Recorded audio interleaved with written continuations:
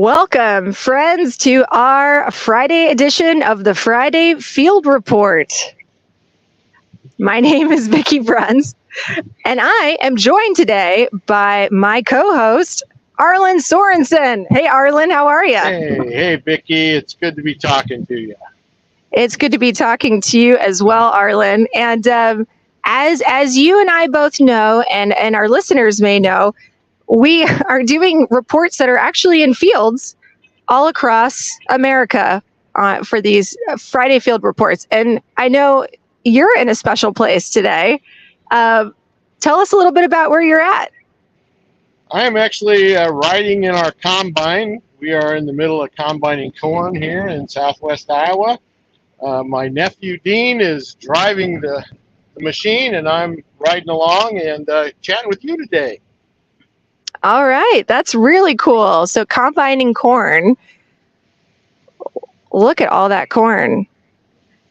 So I'm really curious to know, how many hours does it take for one to combine corn or process corn? Maybe that's the best way to say it.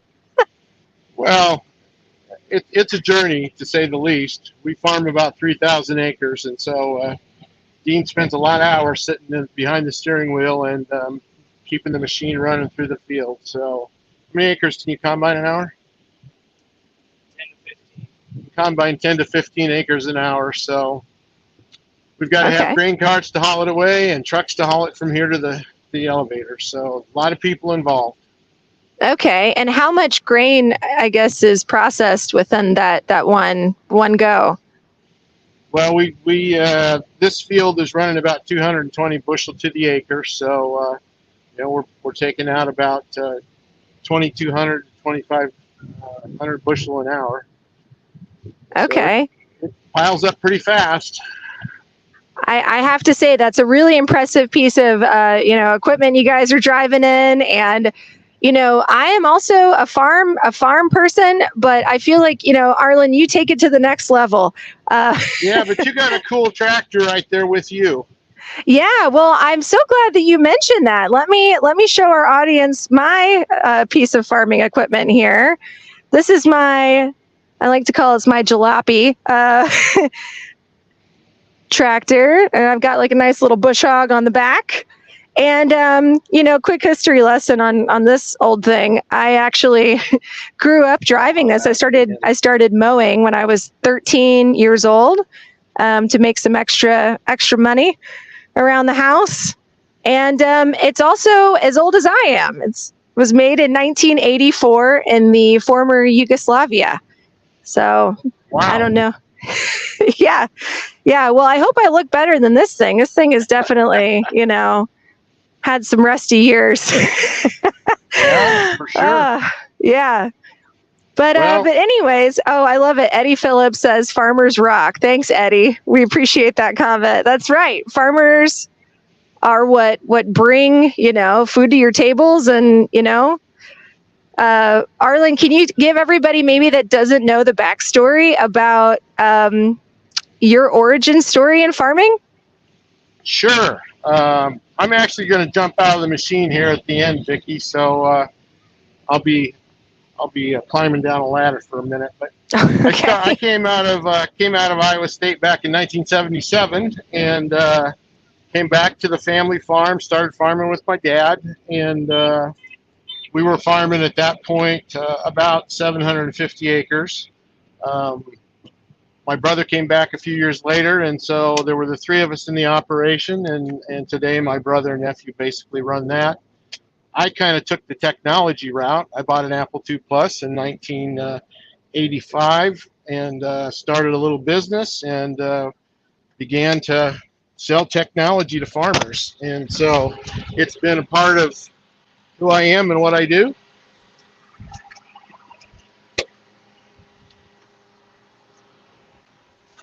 Wow. That is, yep. It's good to get you a picture of the machine here. Oh, that is really cool. Is he going to leave you out there in the middle of the field, Arlin? Oh, yeah, he's going to leave me out here. Here goes the grain cart. Oh, wow. That is really neat. So is it almost full, or how much more do you think they have to put into that today? The grain cart, he'll make a couple of dumps into the grain cart, and it'll be full in about 15 minutes, and then he'll take it up and dump it in a semi truck and haul it to the elevator.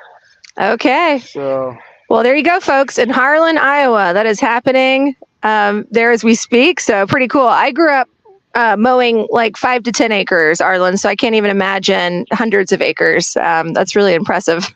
well, you just have bigger equipment. That's all it takes. Yep, that's right. That's the truth for everything, man. I tell you. So, okay, wanted to talk to you a little bit about what you've been up to recently. You've been quite busy. I know prepping for our Q4 IT Nation Evolve meetings. Can you tell everybody a little bit about what Evolve is, and then also what to anticipate for the Q4 meetings?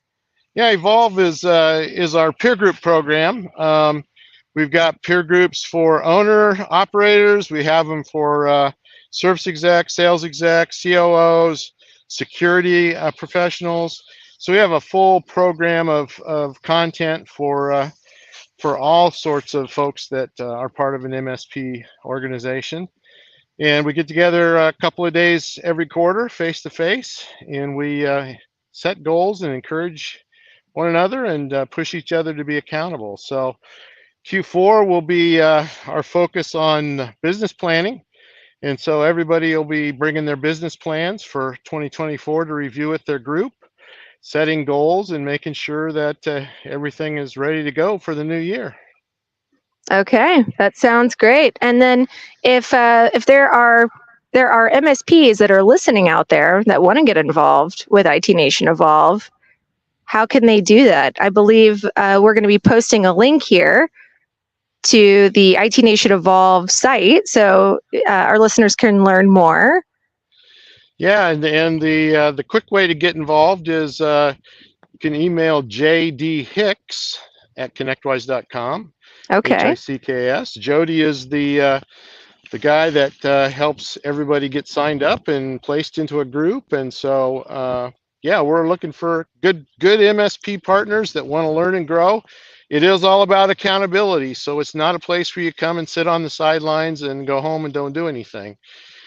We use the survivor model, so if you don't execute, you'll get voted off the island. And it's a lot of hard work, but it really makes a big difference, Vicky. We have seen amazing exits from our partners that are coming to the end of their career and want to move on to the next chapter. Wow, that's really cool. And I was just going to say, execution isn't anything without accountability. So that is really great that you have standards in place to make sure that, yeah, if you're part of this organization, we're here to help you to be successful, but you also have to want to be successful and have to be accountable for showing up and doing the work. Absolutely. Yeah. So I was going to ask you, you've been working on some M&A stuff recently, right? There was a recent live stream you did with Angus Robertson, our Chief Marketing Officer with ConnectWise? We did a live stream a couple days ago talking about all the M&A tracks at IT Nation Connect. It's coming up in a few weeks in Orlando. Yeah, so it is. We have 5 tracks, 5 different sessions and tracks in Orlando, and all focused on M&A and different aspects of that, from kind of where we are in the industry right now with the changes, with the economy and with the geopolitical stuff and how that's impacting, all the way through how you could get your business ready to transition. And another session that I'm leading is on what happens after the sale. What's the emotional impact of M&A after you actually sell your company? And that's something a lot of people don't think about, but it's really a big deal. Yeah, it makes a lot of sense. I mean, I have never owned an MSP or sold an MSP, but I have talked to former owners of MSPs that have done that. And it sounds like, yeah, there's a lot of questions about really, what do you do next? I mean, you've been leading the charge and supporting your team, and then you get to the end, and now what? So that's really great that you helped to build that bridge for people. Well, it's not something that most MSPs are thinking about while they're trying to run their business because they've got their hands full. But Right. it's really an important part of making that next chapter fulfilling and something that really gives them what they want in their next chapter of life. Yeah, well, I was going to ask you, are the IT Nation Evolve members going to be at Connect? A lot of them will stay for Connect, yes, and Okay. we'll flow right into the IT Nation keynote on Wednesday as we wrap up our Evolve peer groups. Oh, that's perfect. And do they have a certain lanyard color? I'm just trying to think of, what are some ways that maybe attendees can identify an Evolve member so they can, get a testimonial in person from those who maybe just attended the Q4 sessions? Well, that's definitely the best place to get the testimonial is to just talk with Evolve peer group members. I don't know if we'll have different colored lanyards or not, Vicky, but a lot of them will be wearing IT Nation Evolve shirts, and so just ask if they're in Evolve, they'll happily share their thoughts and things they've been learning together. Yeah, and Jody will also be in the Solutions Pavilion too, I believe. So if you Yep. are at the event, you have questions about IT Nation Evolve, just find a ConnectWise colleague and we'll point you in the right direction too. Absolutely, and we're having a couple of breakfasts at Evolve for people that are interested in IT Nation. Oh. So I There think you both go. Thursday and Friday we have breakfast for folks that are interested. Okay. Oh, it looks like the IT Nation Evolve members will be wearing purple lanyards. Our producers Okay. told us. So there you go. There you have it, folks. And speaking of M&A, speaking of IT Nation Evolve, another great learning opportunity and learning method and framework that you've helped to put into place at ConnectWise is the modes theory. And it's such a great way for MSPs to be able to identify where they are in their business journey, right? So can you tell us a Absolutely. little bit about what modes is? Yeah, modes is the idea of what a individual or company's relationship is to growth. One of the things that we've discovered as we've been working on this project is that there's really four ways that companies and their owners and leaders react in terms of growth. And everybody starts as a startup. We have to start somewhere. And as a startup, you're just living in chaos, trying to get to the next level. You actually live to work because that's really what you have to do to get things going. But as you begin to mature and become successful, then you can move on to other modes. And there's three other modes that people move into. The next one is called the balance builder mode, and that's an organization whose relationship to growth is all about putting together the right customers, the right employees, and the right business model to create a steady stream of income, but they're not driven to take over the world and to continually grow and become larger and that kind of thing. So, they're happy with a good steady income. They work to live, and so they don't want to trade their personal life and their family life just to grow a company. And so that group of individuals typically is very profitable, and they are consistently doing the right things for their clients. And then you have the value builders. They're playing the long game. They're trying to grow their company up and to the right every year and create business value over time. And so they're working and marching toward a situation where they can create a future that they'll be able to sell that company and sustain their lifestyle. And then you have the empire builders. The empire builders are those that want to go big, they want to go fast, and they're willing to trade a lot of time and family to get something done quickly. And they typically bring on outside investment. So there's four really kinds of companies that we see out there. Very few people are all in one of those camps. They often straddle into others, but it helps us have great conversations, and it really helps with alignment. You know, a lot of times we see that owners have one mindset, their leadership team may have a completely different mindset. And so by having these conversations and really understanding where people are, they can more effectively run their organizations and get to the outcome they want. Yeah, that makes a lot of sense, creating that alignment, because you're finally speaking, you're all speaking the same language once you know what the definition of it is. That's cool. Well, and the new yeah. thing we've just released, Vicky, is for our clients. So our clients all have modes too. So it's not just a MSP or an IT thing. It's Right. a universal truth. I mean, in fact, our family farming operation is a value builder. We're playing the long game and slowly accumulating over time. But if we understand where our clients are at, it helps us better serve them. And so we just released a new client assessment that's available. And all this modes material is free. It's up on the website with the link that's on the screen, and it's all free. Yeah, that's the best part. It's being a go-giver, giving back to the community. So connectwise.com/modes is where you can take the assessment. And I love that you just mentioned that, Arlin, that, you know, no matter where you are in our supply chain in the channel, there are so many parallels. And so if you're an MSP, you know, you're struggling through some of these business decisions that you're having to make, your end clients are certainly doing the same. And don't worry, we feel it too as vendors too, right? When we're trying to figure out how to provide the best service, right, to our partners. Yes, that's for sure.